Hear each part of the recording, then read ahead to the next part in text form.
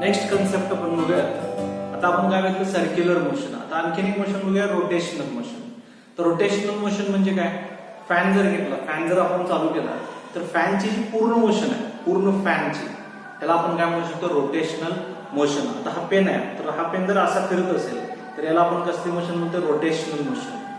आता फॅनचं जे ब्लेड असतात, फॅनचे जे पाते आहेत, त्याच्यावरचा प्रत्येक पॉइंट काय परफॉर्म करतोय? Circular motion. आणि पूर्ण फॅन कसली मोशन परफॉर्म करतोय? Rotational motion. पृथ्वीची स्वतःभोवती जी मोशन जी आहे त्याला रोटेशनल मोशन म्हणायचं. आणि पृथ्वीवरचा प्रत्येक पॉइंट, म्हणजे तुम्ही आम्ही असू दे, ही बिल्डिंग असू दे, काय परफॉर्म करत असते? Circular motion. सर कळतंय? सर्क्युलर मोशन आणि रोटेशनल मोशन. तर रोटेशनल मोशन मध्ये जर आपण कन्सिडर केलं, फॅनचा जर अभ्यास केला आपण, फॅन, तर फॅनचा axis of rotation is important. Fan काय? Axis of rotation. पृथ्वीचा ऍक्सिस ऑफ रोटेशन आहे, प्रत्येक बॉडीचं काय असतंय? Axis of rotation.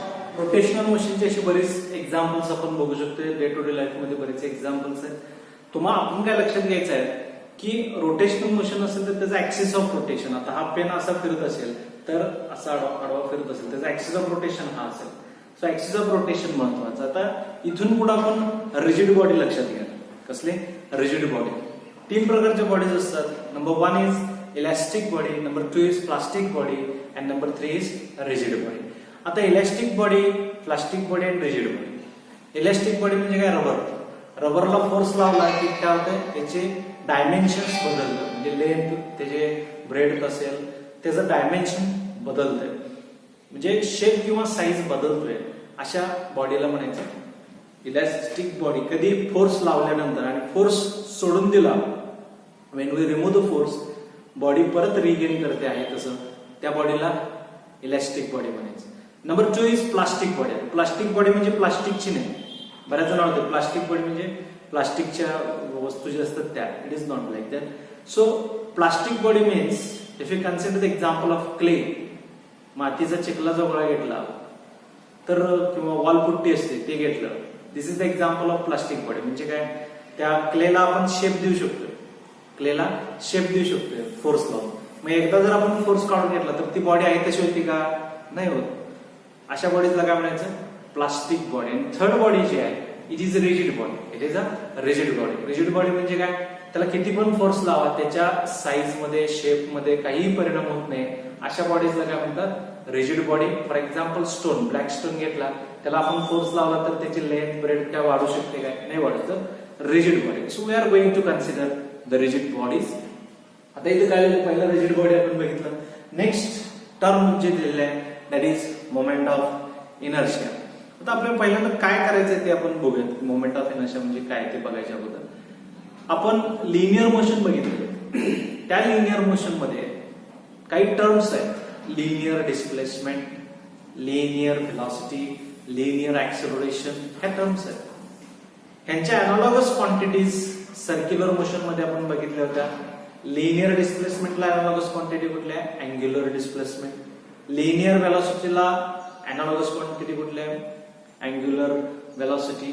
तसंच लिनियर ऍक्सेलरेशन, अँग्युलर ऍक्सेलरेशन. मग लिनियर मोशन मध्ये एक टर्म किंवा एक टर्म आहे दॅट इज मास. मास आहे ना, मास महत्वाचं आहे.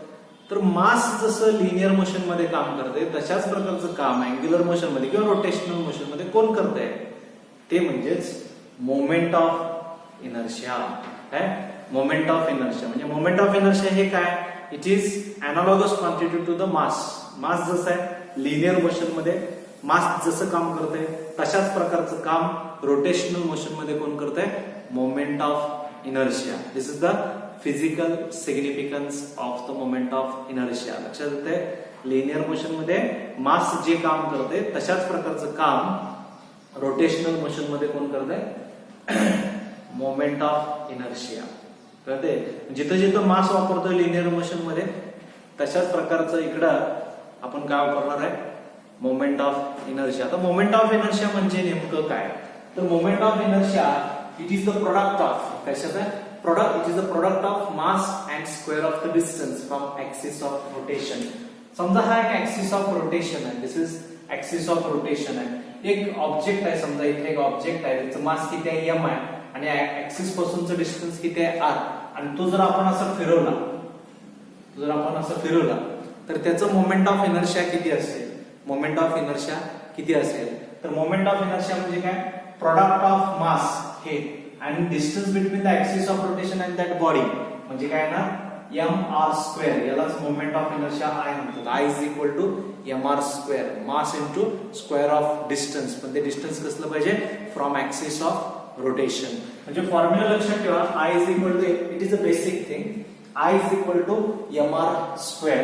मग त्याचं SI युनिट काय ना, मास कशात मोजतात? किलोग्राम मध्ये, आणि डिस्टन्स कशात मोजतात? मीटर मध्ये, म्हणजे किलोग्राम मीटर स्क्वेअर. आणि त्याचे डायमेन्शन्स बघितलाय, L, M, T. L for length, this is for mass, this is for time. So length, आता लेंथ म्हणजे मीटरचं स्क्वेअर आहे म्हणजे इथे 2 L. मास किती आहे? किलोग्राम, त्याचं पॉवर किती आहे? 1 आहे, त्याच्यामुळे इथे किती येणार? 1. आणि दिस इज टाइम, इथे कुठंच नाही सेकंड, त्यामुळे 0 आलं. सो 2 L, 1 M, 0 T. That's the dimensions of moment of inertia. This is the basic thing, हे माहित असायलाच पाहिजे. तर moment of inertia I is equal to mr² आपण बघितलं, म्हणजे mass into square of the distance. मग let us find out the kinetic energy of the rotating body. Kinetic energy of the rotating body आपण find out करूया. कशा पद्धतीने करायचं ते बघूया.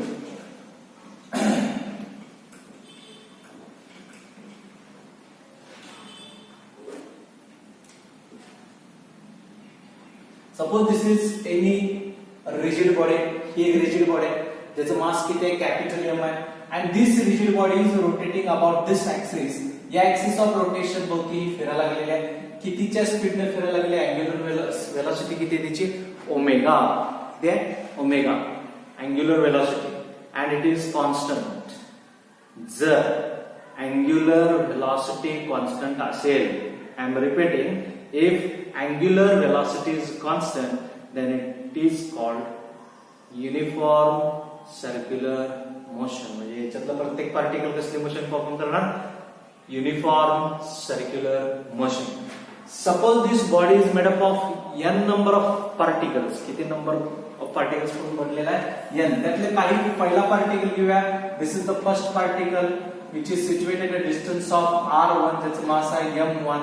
Second particle suppose somewhere here, it is of mass m2 which is situated at distance of r2 from the axis of rotation. Suppose this is third particle having mass m3 which is situated at distance of r3, and the last suppose particle having mass mn which is situated at distance of rn. तर अशा प्रकारचं distribution आहे, मास distribution म्हणता येईल. तर आपण काय करायचं? आपल्याला कायनेटिक एनर्जी काढायची. कायनेटिक एनर्जी काढायच्या अगोदर प्रत्येक पार्टिकलची व्हेलॉसिटी. आता कायनेटिक एनर्जीचा रेग्युलर फॉर्म्युला आपला काय? Half mv². काय काय? Half mv². m म्हणजे मास, v म्हणजे वेलोसिटी. तर पहिला पार्टिकल आहे, त्याचं डिस्टन्स r1 आहे, दुसऱ्याचा r2 आहे, तिसऱ्याचा r3 आहे, शेवटच्याचा rn आहे. तर पहिल्या पार्टिकल साठी आपण असं लिहू शकतोय, velocity v1 is equal to r1 into omega.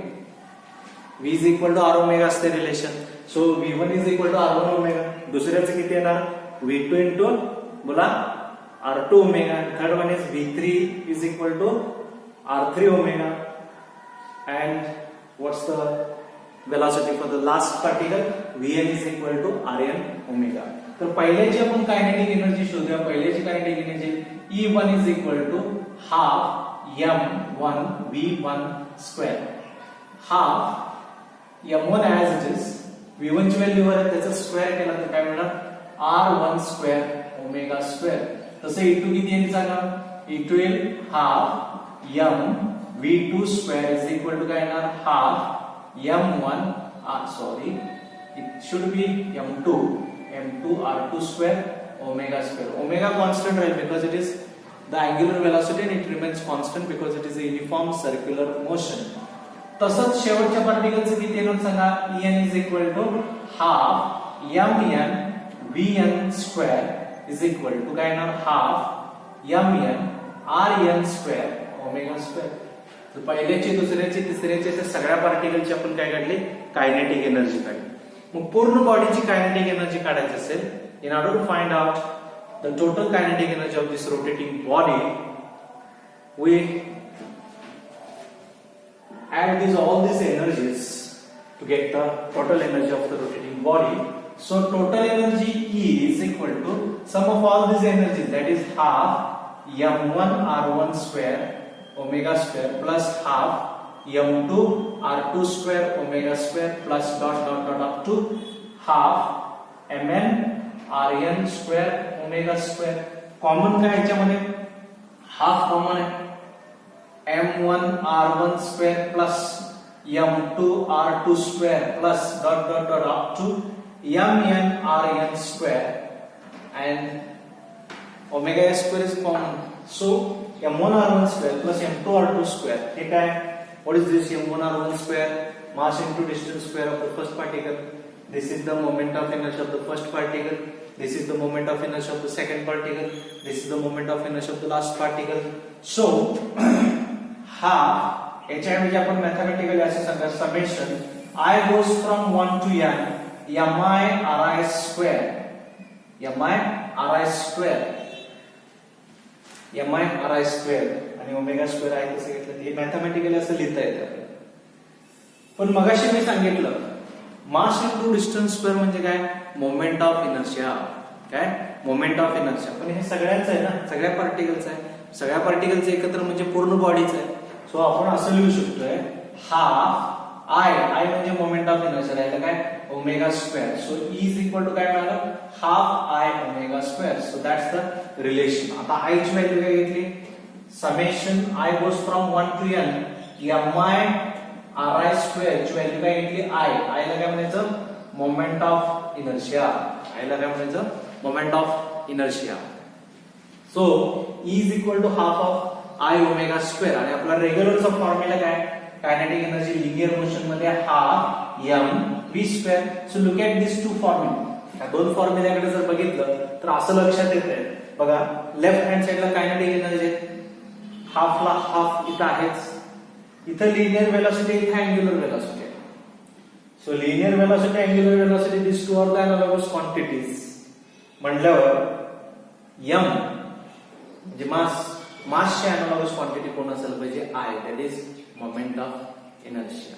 लक्षात येते. So this is about the physical significance and this is the formula for kinetic energy of the rotating body. म्हणजे इथल्या मोशन मध्ये टर्निंग इफेक्ट करायचा असेल तर आपल्याला डिस्टन्सचा विचार करायला लागतो. डिस्टन्स किती आहे काय.